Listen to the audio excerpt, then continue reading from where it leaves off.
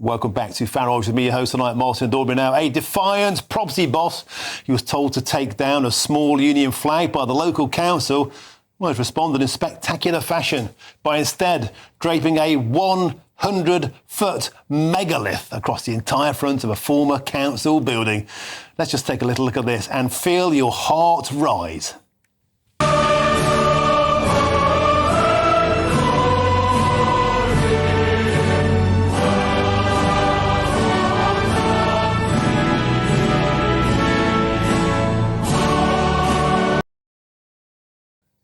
An absolute beautiful monster. And the property developer James Holmes, he spent $2.5 grand on the flag designed to inspire pride in the positive things Britain has brought to the world. How have we become to a point where so many people are ashamed of our flag, ashamed of the Union flag, all the great things that Britain has brought to the world, particularly from such a small island? Utterly joyous, and I'm delighted to be joined by the man of the moment himself, that flag-wielding giant of a man, James Holmes, who's sitting in the studio with me, of course, with my panel. That's the former Chancellor of the Exchequer, Kwasi Kwarteng, and the former Labour Party Defence Secretary, Jeff Hoon. But first, James Holmes, let's get you. Let's start at the beginning. So you own this building. I do. And you put a small flag outside. The council got the hump. What happened next? Well, we say small flag. It was 30 feet across, 24 feet high. But, so I suppose it's relative. But it had a brand through the middle of it, or a campaign really, says flytheflag.uk. Yeah. Because if we just put up a Union flag, then people would just go, a Union flag. Oh, by the way, I'm just going to correct that. Everybody tries to pull you up, it's not a Union Jack. Well, I decided we all know it better as the Union Jack. No other country has got a Union Jack. They've got a flag of the country. So I'm no longer going to accept people trying to pull us up for that. Yep. But anyway, so we put it on there so that people would identify that we're trying to do something, not just another flag. Yeah. So the council didn't like that because they said it's not a flag, it's an advertisement. Well, I'm not too bothered. There was a bit of a mistake on the proofing as well, which is ironic because the company that manufactured it was actually based in Clown in Chesterfield, UK printing company, and they made a mistake and I didn't really spot it because I was out of the country. All right. So that also caused a problem. But I thought, well, I'm not just going to take it down because of that. I own the building. Let's just see what happens. I'm prepared to fight the council because out of principle. It's funny how if you telephone the council, you'll spend longer waiting in their queuing system than what it took for two council officers to come from the town hall, which is 100 metres away, there. That flag had barely rolled down to the bottom before two council officers were stood there. It takes you longer than that to get through the queuing system. So I thought, no, out of principle, I'm not going to do this. I'm going to leave it up and let's if you want to take us to court, if you want to waste taxpayers' money, I'll fight it out of principle. So Chesterfield councillors, they clutched their pearls, but what's been the reaction in the community? I would say 98, 99% positive.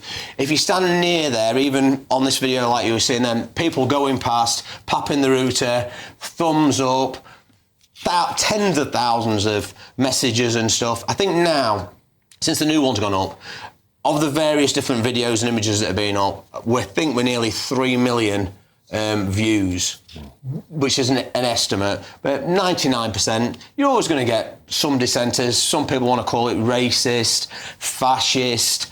I think it's just the easy tropes to chuck out there that they've chucked out so much that they've lost all their meaning, really. I mean, somebody even vandalised the building with racist, fascist and stuff like that. Hello, I'm Bev Turner. Now, it can feel like the money in our bank accounts at the moment does not keep up with the cost of living, and maybe there's a solution.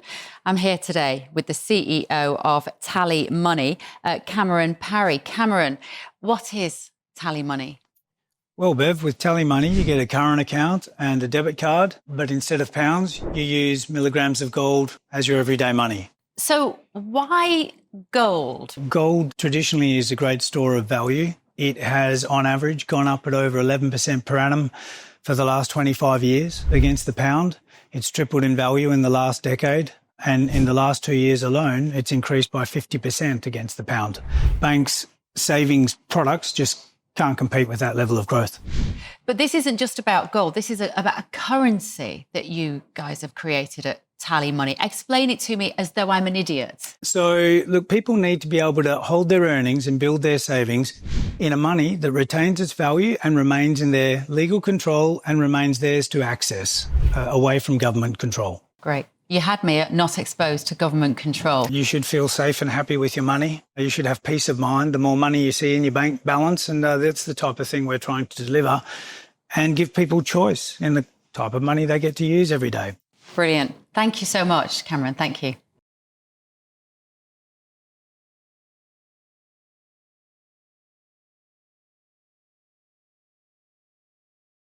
Suddenly, Sir Keir Starmer is a born-again patriot.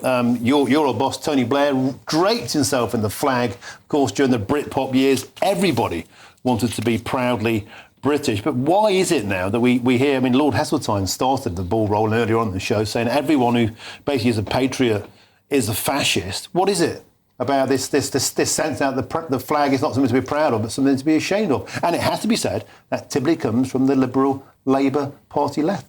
Well, I was born and brought up in Derbyshire, and this flag is in Derbyshire. I can't see the slightest problem about having a huge flag, especially at this time of remembrance as we move towards Remembrance Day. I think it's vitally important that people remember the contribution that our armed forces have made over many generations, and seeing the flag in that way, I think, reminds people of that. I think it's really important that that should happen. So I have no problem with this at all. Look, I totally agree with Jeff, but I think there's a broader question here. Why do some people say that this is fascist? And I think if we interrogate that, it is elements of the far left, I would call it. And it shows what a divided country we are, because many years ago, no one had a problem with the Union Jack 20, 30 years ago. I mean, I'm old enough just to remember that awful war, the Falklands War, and you saw Union Jacks all over the place. And that was an expression of patriotism. But now, many people want to demonise it. I don't think they're a majority. I think the vast majority would agree with the position. I still can't believe how big that flag was. I would love to know more about how you source that. But we are a more divided society now, and regrettably, some people think it's fascist. And I wonder, James Holmes, if I could put that point to you, like we seem to be having the stuffing knocked out of us in terms of our national pride. The Raise the Colours lads, they're pals of mine. They work across the West Midlands. They're mainly in the Brummie area, and they tell me time after time after time, the kind of people that complain to him, they're not ethnic minorities. It tends to be white, liberal, middle-class people with the problem. Have you found that too? Completely agree. I mean, because my car is all branded up as well, and I'll put the window down and say to people, well, what do you think to the flag? The car is a giant, the car's grey, so it's Black Union flag parts coming together, a flag pole on the boot, so it gives me a lot of chance to engage with people like this. And overwhelmingly, people of all creeds and colours and cultures, thumbs up, pap in the router.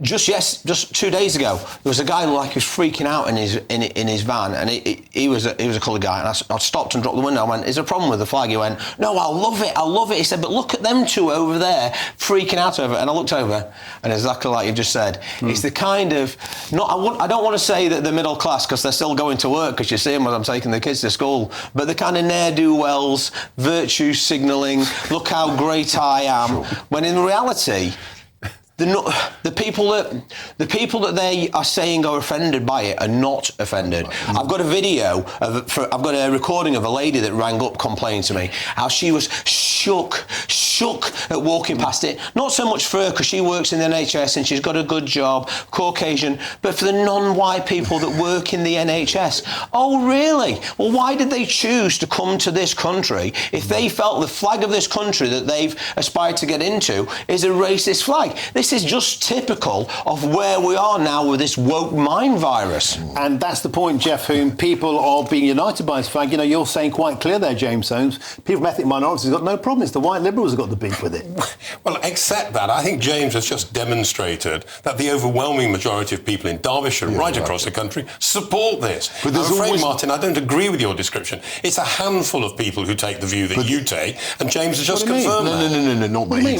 He's describing. The point you're making is that somehow there's a huge woke constituency out there that's preventing people like James from doing this. There are a handful of people Let's be straightforward about this. You know that are whatever you want to call, however you want to call them, the North London lawyer gang, the liberal elite. There are a section of people at your party who have deep objection to that. Okay, gentlemen.